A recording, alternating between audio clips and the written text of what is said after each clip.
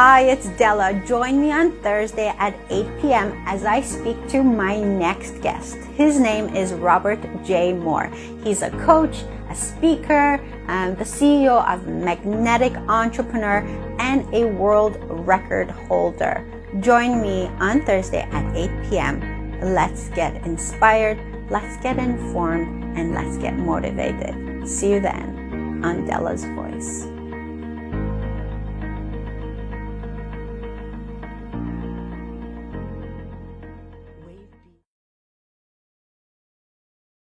And we're live. Oh my gosh. Welcome to another episode of Dela's Voice. My guest today, I'm just super excited to have him on here. He's a best-selling author. He's a fantastic speaker. He's a therapist. He's a coach. He is Mr. Magnetic Entrepreneur himself. He has shared the stage with the likes of Bob Proctor and Les Brown. He's been on international magazines. He's been on national TV, and he has accepted to be on Dela's Voice. And I'm super, super humbled by this. And I'm so honored to have you, Mr. Robert J. Moore. Thank you very much for being here tonight. How are you? Excellent. You know, you're breaking me up. I mean, you're doing pretty good yourself over there. I mean, I'm honored to be on here. Thank you. That's very kind of you. I gotta say, I mean, you just flabbergasted me, Robert, when you accepted to be on Dela's Voice. I've waited a long time for this, and to be honest, when I asked you, I don't know where I was coming from, but I just asked, and you said yes, and whoo, yes. What is that? World record holder. Oh, that's right. I forgot about that. That was just recent. That's another thing you added. Okay, tell us about that. I mean, that took me, see, what happened is, I wanted to learn business a little bit more. I've been growing my business, and then all of a sudden I said, you know what? I fired my entire team 2 years ago. I'll tell you why. I wanted to learn all aspects of my business, all the flaws and everything. So I put on the first event, which is the one behind me, right? Magnetic Entrepreneur, Canada's first Authors Awards for the guy. It was the first in history. So I had a gala event with it. My PR out of Florida says to me, Robert, do you know what you're getting yourself into? I said, yeah, I did not though, because I held a lot of small events. And I'm going to tell you something about events, guys. My very first event had $300 worth of food. I said, oh yeah, no problem. People are going to show up. 4 people showed up. 4 people the whole time. I'm like, what am I going to do with all this food? So here's what I did. In order to build it up, I had to give the value. So the room was empty. So I got everybody to put their coats scattered around the chairs so the acoustics in the room would not echo, right? I had the cameras put behind all 4 of these people, only on the 4 people, because that's who the audience was. So then I gave a speech like I'm looking over here saying, yeah, you with the red coat, you see what I mean? You're nodding your head. You obviously agree. Nobody was there. But I have to make it look like there's 1,000 people in the room. So when I did the second one, 25 people showed up, 50 people showed up, and then so on from there. So I fill the room now. If I say I'm going to bring 200 in, I'm bringing 200 in. But I get the value.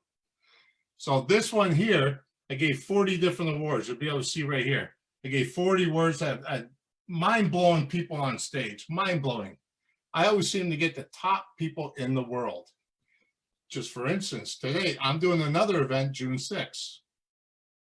Who did I get a call from? The CEO of Think and Grow Rich today. All right? Robert, let's talk. You got time? Well, of course I have time all of a sudden. I'm not going to say, no, I don't have time to talk. So we talked, and he says, I want to be on your stage. I've already got Armin Morin, top strategist in the world, Raymond Aaron, top New York Times bestselling author. I've got Laurier McNeil. She was a McNeil International plus Think and Grow Rich speaker. I got Bruce Servin. He's the 8-time media champion, one of my PRs.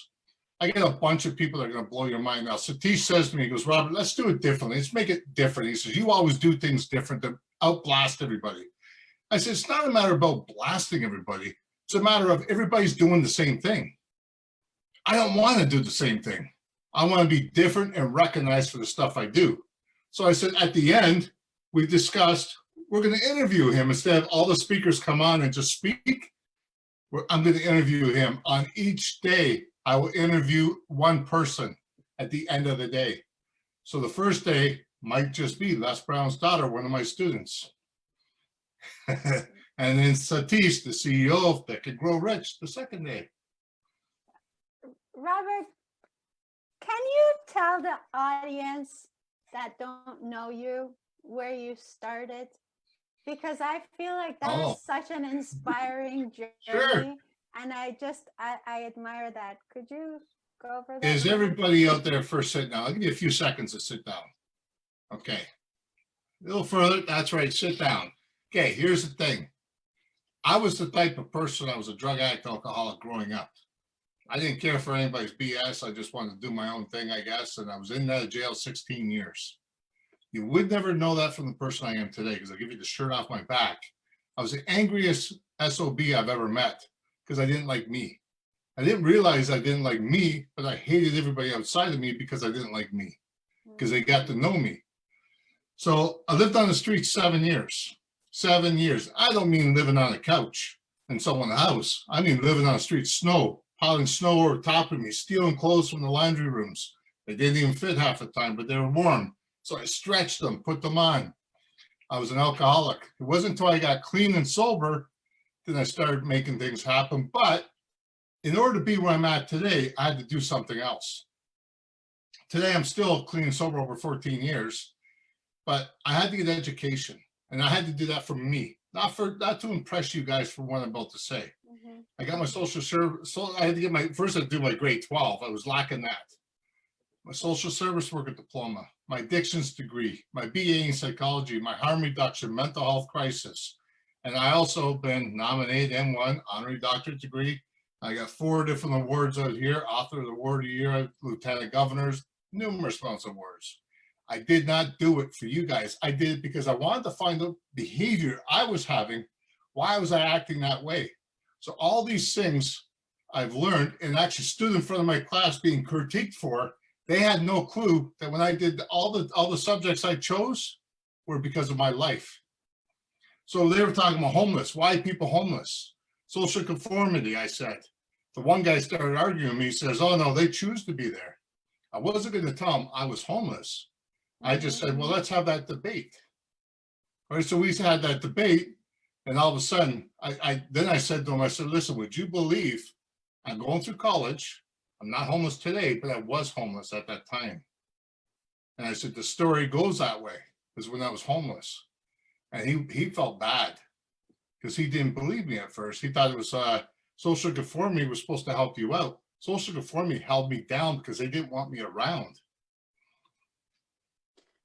So you went to college and you took all those courses, not because you wanted that degree, but because you were interested in what it taught you, because you lived that experience. You wanted to understand more about yourself. That's right. And why you went through what you went through.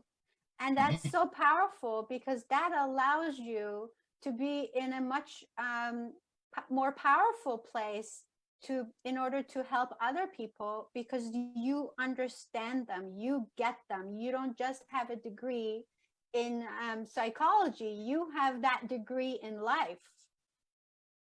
That's big time, yes. I think that's fantastic. Robert, why did you start doing what you're doing? I had to look outside the box and figure what was going on in my life, what was helping me out.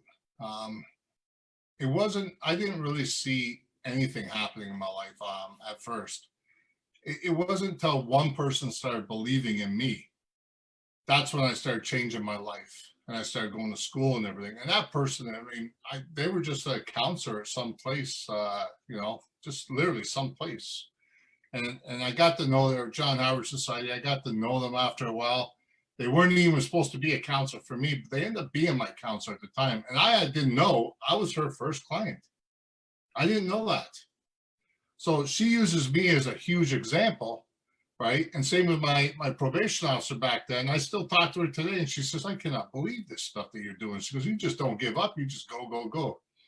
To Oh, me, it's not about me having the credentials. It's not about me bragging, because if I'm telling you stuff, it's bragging. If someone else is telling you the stuff, it's credibility, right? I mean, take a look. So if I tell you about this book I wrote with all these people, look at all the fascinating people. For one, look, this Jim Rohn's ex-business partner for 18 years right there. Lisa Hassler, she happens to be, her and her husband happen to be the producers for The Big Bang Theory and all those other ones, Love Boat. There's Todd Stoudemire, the baseball player. Robert Oat, he made a business. He started off with living on the streets too. And then he sold his business, music business, the big Oat business, all right, for $1 billion US. So then you got other people in there. As you see, I'm in there too. yes. Well, when I'm talking about the other people, that's leveraging it up because I'm in there too. But I'm not bragging about me. I'm talking about them. So now people go get the book. Oh, Robert, you were in there too, right? It's the same with all these other books. What's that book about, Robert? Don't Quit. What is that about? That's personal stories. Personal stories. Look, Mark Victor Henson did the forward on it. I was just talking to his wife earlier. And then I got all these other books here I'm in. But see, when someone goes around bragging about the book, whose name's on top? Right? That's the thing. And all the rest of the people are in it at the bottom. So, I mean, when I got 35, 36 books out right now. The thing is, I'm always collaborating books with other people because I love up-branding people. So when I bring someone from nothing and I teach them how to write a chapter in one of my books, like the other day I put out, I said, look, I'm going to do something strange. I normally charge $1,500 for a chapter in my book. I'm going to go $97 US, no tax. And I have one more book I'm going to do like that right after this. I'm just going to post it. It's volume 2. Magnetic Entrepreneur, COVID-19, the lockdown. How convenient. And the first one filled up overnight. 20 people in there. What are you asking people to do, Robert? What are people to do? I'm not asking anybody to do anything. If they're interested, that's the choice they got to make. I never ask them to do anything. I'm just saying if they're interested in writing a chapter, learning how to write a chapter, or be in a chapter in one of my books and collaborate with me, it's $97 US, and you'll see it on my page.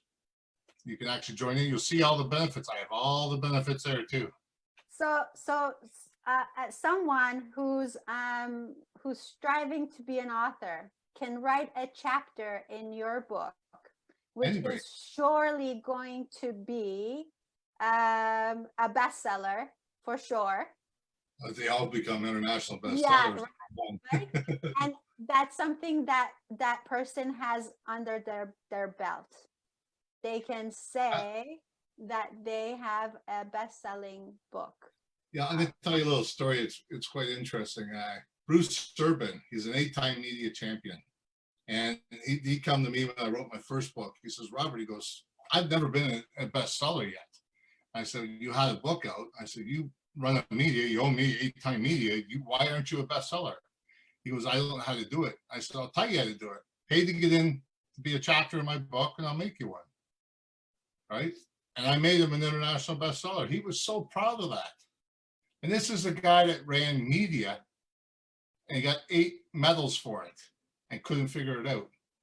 All right. But I've learned by different people how to do it. I never give the secret sauce out. I just make people it after they join. Never give the secret sauce out because then they won't need me no more.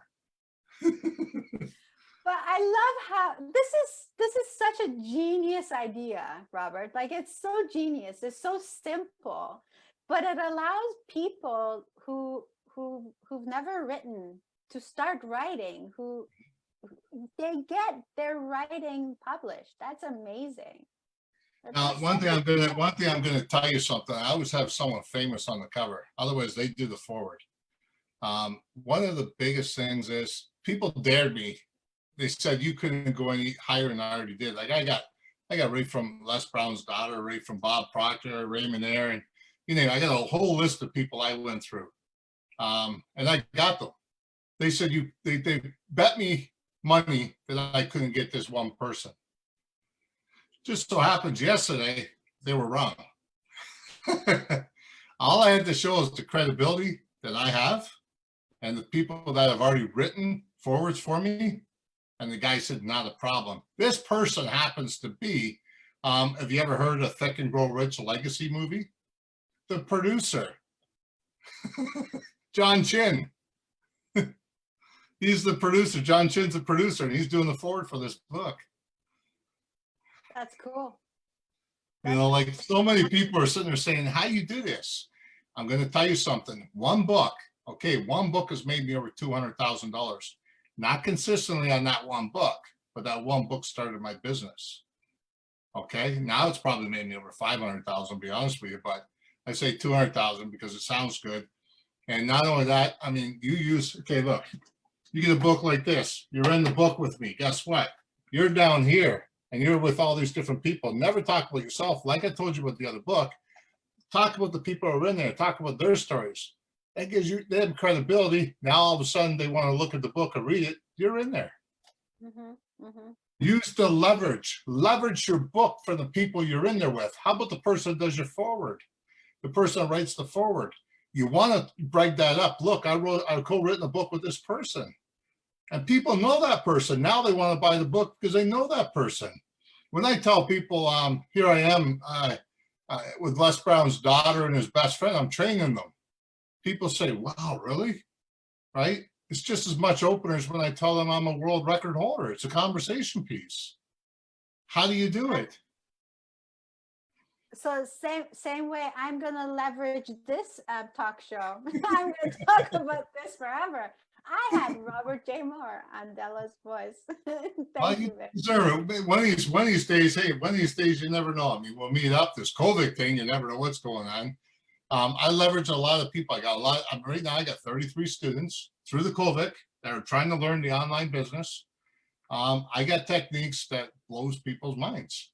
I've had Raymond Aaron, 10-time, he was the New York Times best-selling author, top 10, not just 1, 2, 3, top 10, right? He goes from there and he says, Robert, how do you do this? How do you do that? You know, I told him, you're going to have to hire me. That's right. I'm not going to give you some stuff for free. And he came to my event. He saw the people that were at my event and it blew him away. He says, normally when I get 150 people sign up, 75 show up. How did you get, after selling 150 tickets, how did you get 131 people to be there and 121 to be in the event? He said, how did you do that? He goes, who's your team? I said, me. I did the whole thing on my own because I fired my team because I wanted to learn the flaws of my business. As soon as you learn the flaws in your business, you learn to cherish them. You learn to say, okay, now nobody can sit there and say, okay, well, we can't do this because of this. Well, you know that person's full of BS because you already ran your business for 2 years on your own. So when people come to me, and there's podcasting I do magazines, I do on stages, as you see behind me, I host my own events. I got another one coming up on June 6th with some very high-end people, and I'm only charging $25 per ticket. But if they get into the $87 ticket, I give them a 4-hour mastermind on a different date with some high-end people in it. Robert, do you help people do something with their business that a lot of people are not capable of doing on their own? You help people monetize their network. Yeah. You monetize it, even your YouTube. Monetize your YouTube, monetize your Facebook, monetize your networking, monetize how you deal with it and what you deal with it. Some people you have to let go. Some people are negative to your system. And you have to figure that out. Listen, okay, guys, I'm going to tell you something. I was told to put my top 15 things I wanted in my life in there. What was my priorities, my top 15? I wrote them down, and I was dead serious. I was being trained by Eric Thomas at that time. Him and I were working for 6 months together. And he says, well, the first top are holding you down. I said, what do you mean? I said, they're the ones I enjoy. He goes, they're holding you down. You have to let them go. It's resistance right here, man. So when I let those down and I start organizing it properly, I was I was frustrated. I was frustrated because that's what I wanted. It's not what I needed. It was something I wanted, not needed. There's a difference there. When you do your business, listen, I got all these credentials. I put them aside when I'm dealing with people like yourselves or anybody else. I'll tell you why. All right. It's because of your business is different than mine. I have to find out what kind of business you are. I get in deep, find out how to leverage it with you and how to bring it to light. I love building the foundation of a business, bringing people from nothing to where I am at. And I got many people where I'm at that I brought. I've helped over 140,000 people. Wow, that's amazing.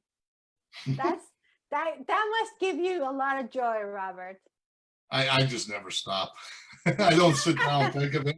I mean, I hear people like today. I mean, John Chin from the Think and Grow Rich Legacy. He tells me, he says, Robert, I love what you're doing for mankind, man. Keep up the good work, brother.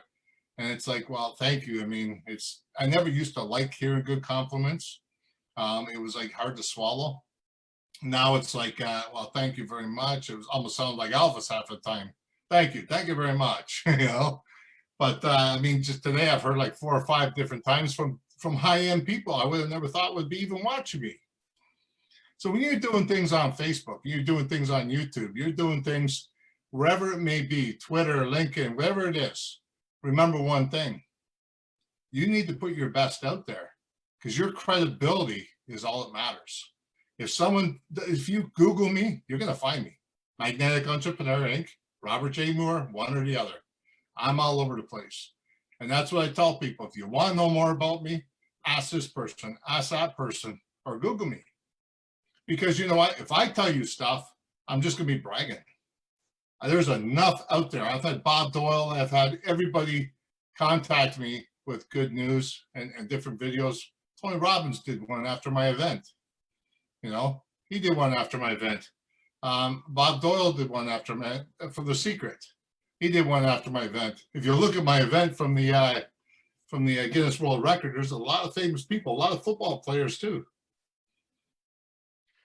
So can you talk about that event, the Guinness World Record? Sure. That I thought that was the coolest thing ever. So could you It was one of the hardest things I've ever. idea, first of all? I mean, that's really cool. I'm sitting there one day and I'm thinking, okay, well, how many best-selling authors are there? Lots. I'm an international speaker. I fly over the world, speak on stages, get paid really well. How many of those are out there? Lots. How many people doing publishing? Lots. Well, what am I going to do to stand out? What am I going to do to put myself out there? So I just started Googling. I'm the kind of person that will research, right? I'll do my due diligence to move forward. So here I am thinking, okay, what can I do? All of a sudden I seen this commercial called Guinness World Record. I said, wouldn't that be something cool? Wouldn't that be cool? Then I had the doubt come in and said, you're not good enough for that. It's not going to happen. And then I said, F that, I'm going in to find out how do you do that. They refused me 3 times. They literally refused me 3 times. And that cost money. I was getting upset, because I don't like to waste money. I never had much at the time. Well, I had much, but I mean, what did they want to waste it? Right? So here's the thing.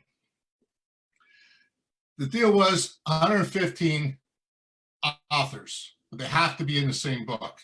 So the book's right here, the book's here somewhere. It's okay, the book's here somewhere. I got so many books here, it's unbelievable. They have to be co-authors in one book. And the last person that did it was in the UK. I said, I'm going to bring that to Canada somehow. So I started studying, started looking. I'm still doing my business at the same time. Right? I'm still working with my clients, still working with the people. But the thing is, not a lot of people are seeing me on Facebook doing things because I'm just studying, I'm working, I'm going with the flow, still keeping above water with the money and everything. So then next thing you know, it's like I did 12 months of 18-hour days, 12 months of 18-hour days to make it happen. I finally got on the phone with them the last time. And I said, here's what we're going to do. Here's what my concept is. And I blew them out of the water. They said, right on, let's be there. And I actually wanted physically to fly them over to be at my event so we could actually get the Guinness World Record that day not wait 4 weeks. All right. So the Oh, deal was I had to get 115 or 116 people in the room to be interested to sign the same book simultaneously. So what I did was the deal breaker was I had to get, they said, you have to put them all in one book. How you can do all that? I said, look, I'm a publisher. I got this figured out. I took all their bios. I didn't care about anything they wrote. I just wanted a bio. Everybody put their bio in the book. So now I left that. I wanted to make sure I made money on the side of that. So I put sponsors in there. So there's no reason why around the world that people can't join. So I got like 100 sponsors in there and 150 people participating that wanted to participate, that were supposed to be there to participate. I told them, I sent out emails like crazy every 2 days. I'm sending out emails, talking to people, putting things up there, giving value every time I send it out there and say, listen, here's what I'm willing to do. Here's what I'm willing to, accept. You guys want to be in another book afterwards, you get a quarter price off. As time got closer, you give them more value, you give them a reason to be there. As soon as you guys get there, I'll have this here waiting for you. I'll have the VIP tables waiting for you, blah, blah, blah. Half price for this, and then you keep going as long as you can afford to do it. So when we got there, people just started coming in. Everybody had to show their ID. There was 126 people out of 150. 131 actually showed up, but they didn't have ID, so they weren't allowed to play the game, right? So what we did was all of us got together on the table, set up. We had a book like this. Everybody had the book, and I had to get up there and speak how I wanted it done. And then she come up and she says, you have a try, let's do it. They had people watching us at each table. So then you had to open up, you had to sign your name, you had to hold it up like this and wait, right? So then then they're taking pictures, they're taking whatever they need. Next thing you know, she says, oh, you only have 115 people, you got to do it another time. I said, please take the time to recount, because I know for a fact there's more than that. So I asked everybody to move closely, don't move, and just stay still. If two of them are there, move separately, and she counted. She came back and she goes, well, the deal breaker is 115, so you guys don't know. I can confirm there was 126 people. And it was like, everybody just went nuts. Everybody went nuts. Everybody went nuts. And it was like, wow, that's when they handed me this, right? And I was up on stage and I had pictures with everybody. It was actually a very nice moment. That's But cool. I mean, at that time, now the thing is, because I did 12 hours a day, the COVID was coming out. Everybody was getting scared. Everybody was getting nervous. It was the start of it. I did not know I had it at the time, right? I had it at my event. You actually had the virus? I had the virus at my event. I was literally 104. I was sweating like crazy. I was wearing a shirt. Oh, I think I was wearing this shirt, right? And as you can see, it's the one for my event. Yes. Right? Now, the thing is, but they didn't know about the virus then, did they? No, not until 2 weeks later. So they just said it was a regular flu. My doctor said, I'll take care of your health. You take care of the event. Mm-hmm. I was there, could hardly talk. My voice was, I could hardly move my talk. I was throwing up blood because there was so much rawness here. My lungs were just burning because I had double pneumonia. My body was so achy. I've never felt that kind of pain before in my life. And headaches were like crazy. And I had 104 fever for days. And I slept like 18 hours a day and I was trying to get everything done. So I made sure I had an MC there that took over. And I just basically, let them do what they had to do. They knew what I was about. They knew they talked to me beforehand, got things going. I had another guy there helping until afterwards, helped do the sales. And it worked out well. And I'm still getting a lot of credit for it. And I said, I apologize. I couldn't get on stage and even talk, right? Because my voice, but I was there strong with everybody, trying to help everybody out the best I could. But you did it. I mean, not many people can say they hold a world Guinness record, right? I mean, this is something. To me, I mean, it's pretty sweet. It's pretty sweet. I'm a goal seeker. I am a big time goal seeker. I don't tell me I can't do something. I mean, if I feel it's in my heart to do, I'm going for it. Guinness World Records was something that I cherished for years. I used to read their books. I said, how would I like to be in that thing? I never even thought it was possible. I did it. Amazing. Donald Trump actually gave me, well, the same size. It's actually in my car. He gave me a thing about magnetic entrepreneur. It should be a collaboration that everybody should read. Donald Trump, and he gave me a picture of him all signed with my name and everything on it. And then YouTube, I'm just killing it on YouTube and Facebook. Guys, if you think a platform like Facebook is not going to get you anywhere, if you know how to monetize it, if you know how to put it together, use the algorithm of both, you can make 100,000 plus. I make 6 figures off Facebook alone. Can't imagine how that would work. But you're the guy if someone wants to. That's why I'm me. Right? Exactly. That's why I'm me. Yes. So, Robert, you are a self-made man, obviously. You have gone through a lot of different challenges. How did you keep yourself motivated? Well, once you learn your why, you learn why you're doing things, you have to remember that. You have to remember that. You have to remember your why. Well, first of all, I got a wife. I got a 2-year-old. I got a 15-year-old. I got a 14-year-old here. They need to eat. I promised my wife that she could stay home, watch the kids, and I'll work. I can't go back on that. I can't tell her, okay, you need to work because I can't do it. No, I need to work and hustle, grind, or whatever I got to do. I won't let myself go less than 10,000 a month. I won't go less. And that's minimum. Sometimes 20 a month. I say, okay, this month I want to make 20 just for the fun of it, 30 for the fun of it, 40. But I won't go less than 10, no matter what. I don't care what kind of day it is. I don't care if it's 4 o'clock in the morning. I'd rather be first up there to give you the information when you first get up and have that coffee than the person that you're going to order from next. I'll tell you something. I give a lot of my stuff away for free, right? Even on YouTube or Facebook. But I don't give you the tiny little thing that's really going to bring you to the surface, because unless I work with you organically and see what's going on, I can't really know what's going on with your situation until I hear your business concept. Maybe you got it all mixed up. Maybe you got resistance involved. Maybe there's something there we need to change. And I get in deep because of all the psychology and everything I've learned. I've learned how to read body language, tone of voice, like the physiology of the face. Right, I could tell when I'm looking at a person's eyes and they're standing in front of me. I can see the way if their feet are turned, if their hands are in the pocket. I can see the whole thing, and I can read them like a book.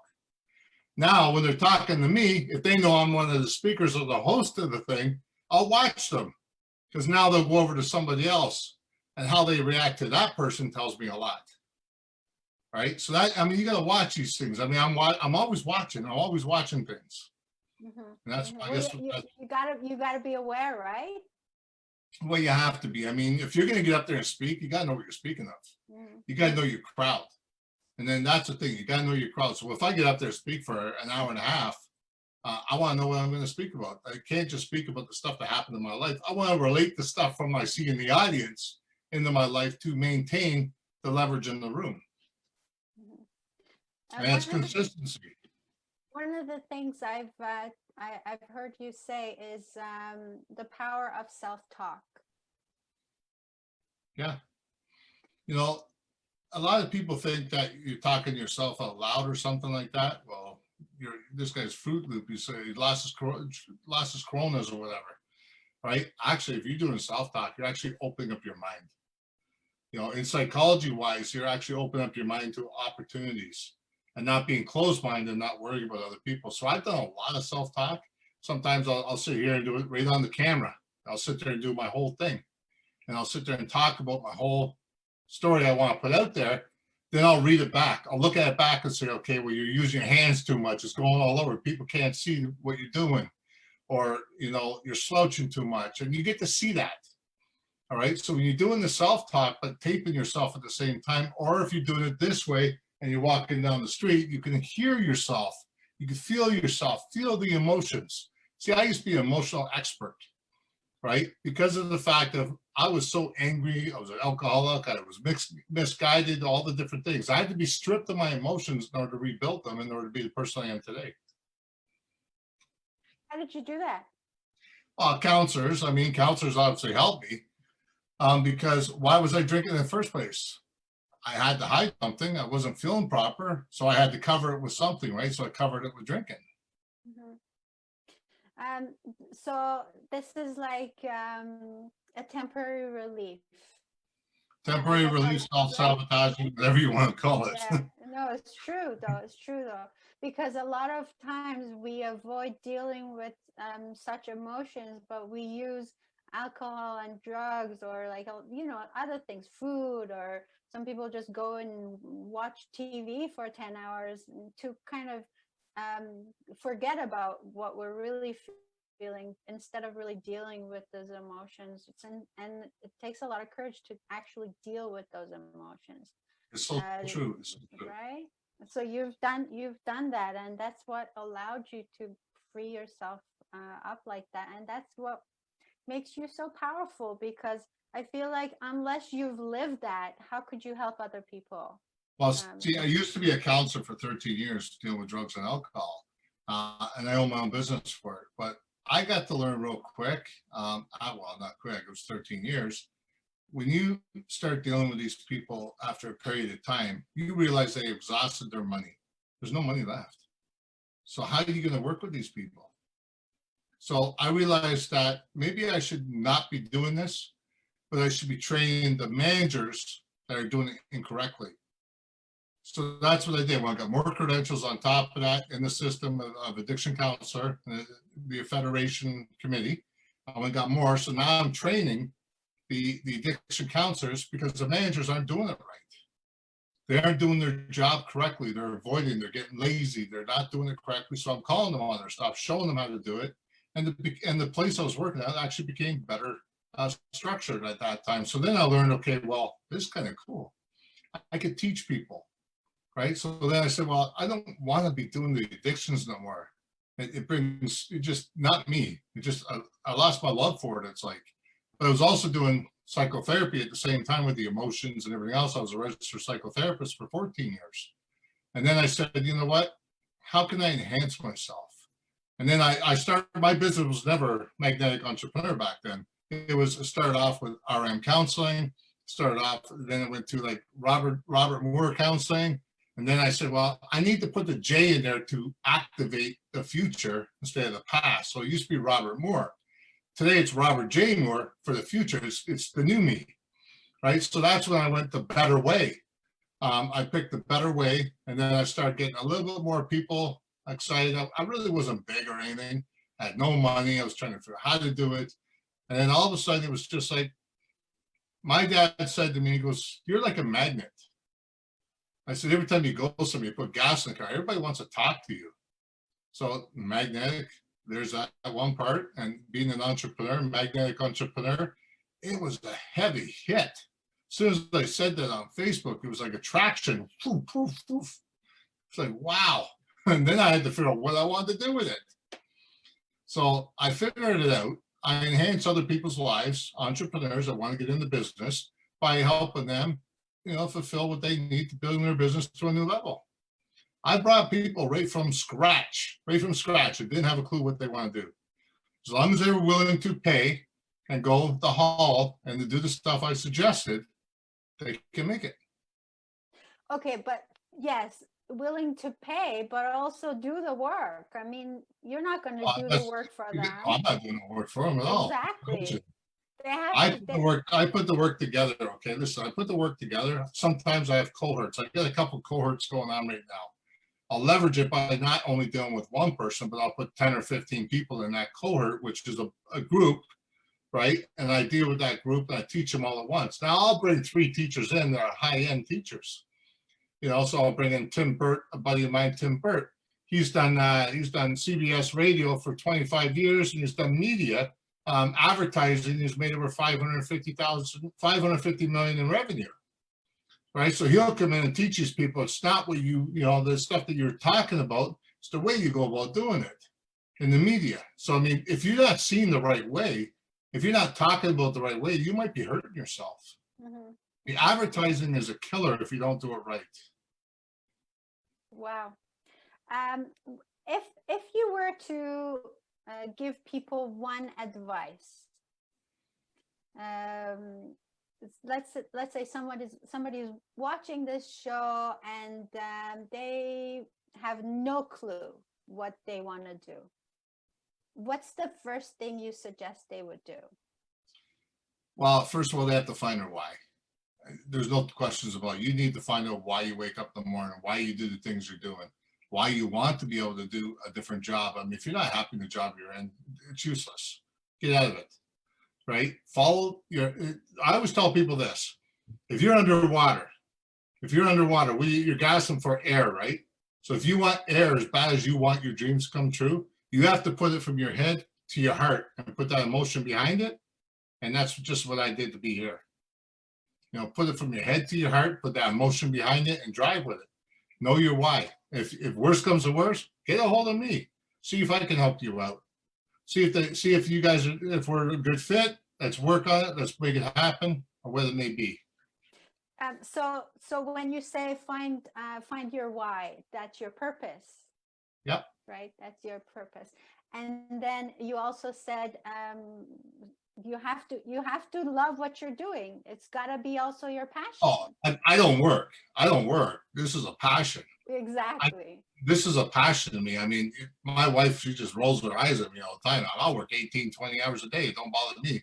I'm not working. I'm actually putting passion out there. I'm putting things out there for other people, and I get to see a smile on their face.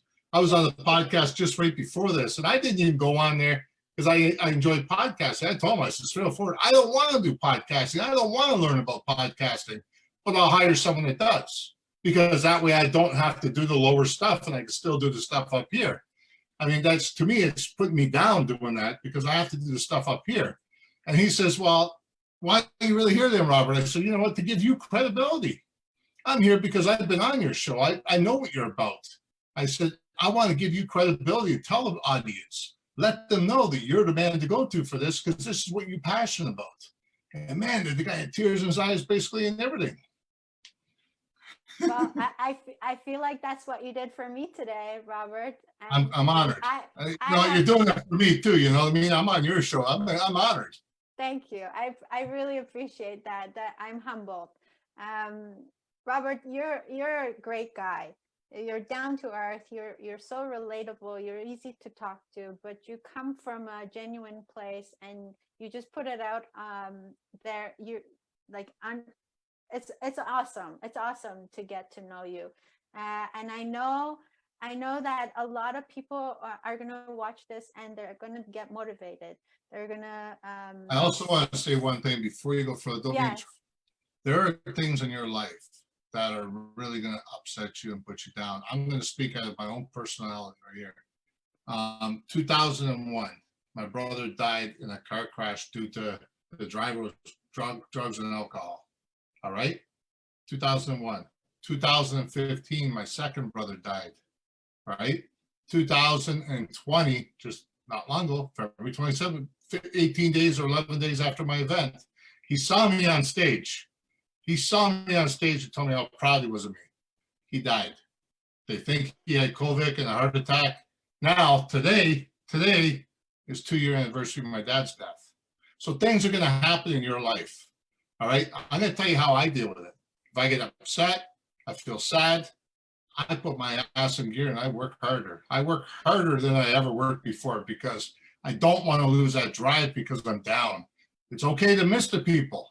It's okay to do that. You have to pick yourself up. And also at the same time, if you get the chance, visit someone online like this privately, just to brief with them, just to debrief, right? I encourage that to debrief because we don't hold all that stuff in. Straight forward, I mean, I have people to talk to. I get old counselors that are friends of mine, people that are well equipped with different things. I got my old probation officer, my old counselors. They're really like, wow, you really did this. I said, look, I'm just human. I'm just human. Someone that wants to achieve the better for everybody. When I achieve a goal, I like to bring other people up in those goals with me. And that's how I like to do it. All right. So people need to realize that they just don't stay down. Mm-hmm. I heard you say that about your brother being at your event and how proud he was of you, and I really felt it. I'm so sorry about all your losses, and I'm sure it has been difficult, but I got no brothers left. you All got my no brothers brothers died. left. Do you have any 3 brothers. sisters, Robert? No sisters. Single now. Well, not single. I mean, I'm married. I'm single as in no brothers, no sisters. I have a biological mom, but my stepmom and my dad are both deceased. Yeah, it's my today's, like I said, today's my dad's my best friend. I never had a ring when I was getting married. So I said to dad, I said, listen, dad, I said, I got a bit of a problem. I said, we ordered it and it never came in. I said, what size ring are you? He goes, I'm size 18. Why? What are you asking me that for? I said, because I don't have a ring. I need your ring. He had 2 rings on. He had 2 rings on. We're out in Florida at the time. There's no way to get back home to get the other ring out of the mailbox or delivery, the parcel delivery or whatever it was. So we're in Orlando, Florida at this time. And it was December. So finally, I asked him for his ring. He got this ring off him, which I don't wear because my hands are swollen right now. But simply put, he let me get myself married with this ring. And he says, I don't want you keeping this one. I want you'll have this one. You inherited this one when I died. I said, you're not going to die. Come on. Right. And then he gave me the other ring that my stepmom bought him, which was cool. I like them both. But when I went to identify him, here was the weird thing. I picked up my aunt.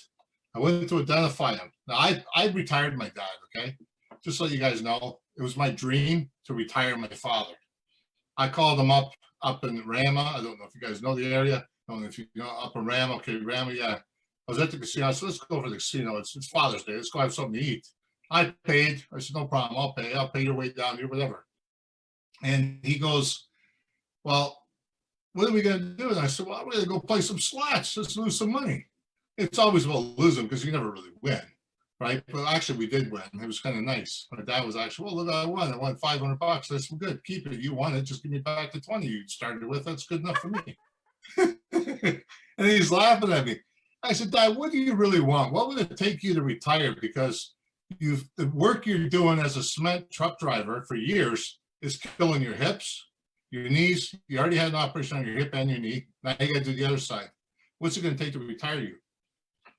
He goes, well, if I can make $20,000, $30,000 and just go away, because he had an RV, a 40-foot RV, which I own now, a 40-foot RV. I had the sides go out. It's really nice. Really done up, really nice. It was like a $200,000 machine. And he drove it all over the place. He lived in it 24/7. Well, he says, if I can get $20,000 or $30,000 a year, I'll retire. I said, what is it, 20 or 30? Or do you want 25 to go in between? He goes, 25 is fine. I said, okay, I'll do that for you. He said, what do you mean? It blew his mind. He goes, what do you mean? I said, Dad, I'll give you $25,000 to retire you. And then he gets home and he says, are you going to give me that per year, just not one time? I said, Dad, every year I'll make sure you have $25,000. Don't worry about it. And then he said, the day before he died, he says, what's really bugging him and weighing him down is he has to pay the mortgage on the RV. I said, Dad, I'll just go out and do a couple of gigs.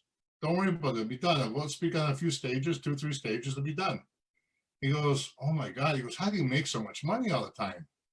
I said, Dad, the value. It's the value. People give me the value because I show people I'm worth. Right? And then I showed him it was done. But he died the next day. He never gave me the chance. Then I had to go to the bank. I had no choice but to pay it because the bank was, you want it, you got to pay now. Yeah. It's not my name. So I'm the son. I'm the only son left. Right? So, yeah. What's the best thing you learned from your dad, Robert? He was a workaholic. He worked his, pardon my French, worked his ass off to supply for the family. And that taught me the why. That taught me, like right here, right now, I'm working. My family's out enjoying themselves. I go out in Florida, nowhere of light. I'll take a vacation. I'll even bring the mother-in-law, the father-in-law. We'll all go out there. I'll rent the whole place, $7,000 for the month. I'm in the garage, still working. I bring my computer or whatever, and I'm working 18 hours a day. They know what I'm like. I gotta work to maintain the stuff. right? Until I bring other people on board where I could say, okay, I can relax. But one thing you guys don't know is if you ever heard of Rock Solid Entertainment, it's a record label out of the UK. It used to deal with like Megadeth, people in Megadeth, Cinderella, the group Cinderella, all these big names, a lot of big names he dealt with. Well, I'm also the COO and director of that company right now too. Cool. So, I mean, I deal with some pretty heavy duty artists that help out too. So I got two different businesses that I'm trying to fulfill, and I'm doing well. I'm doing really well with it. I'm really excited with it. I'm bringing in more managers. I'm bringing in more artists to manage. The one girl says to me the other day, "Well, I don't know what you mean by leverage." Then I could hear her boyfriend in the background. I've already studied the both of these people, and she didn't understand what the leverage was. She goes, "I have nothing. I just do music, and I'm not that big." Well, on the chart, she would hit number 2 in Canada. That was pretty big.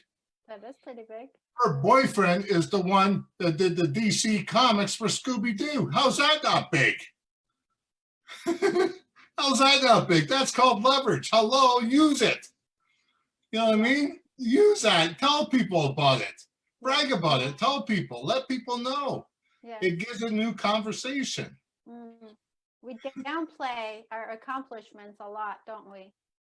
I don't think we downplay them. I think what happens is we don't acknowledge them enough because of the fact that we're not aware the situation can help others, or bring the conversation to a new degree.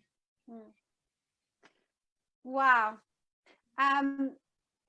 If I would ask you today, where do you see yourself, Robert, in 20 years? I'm going to say 20 years.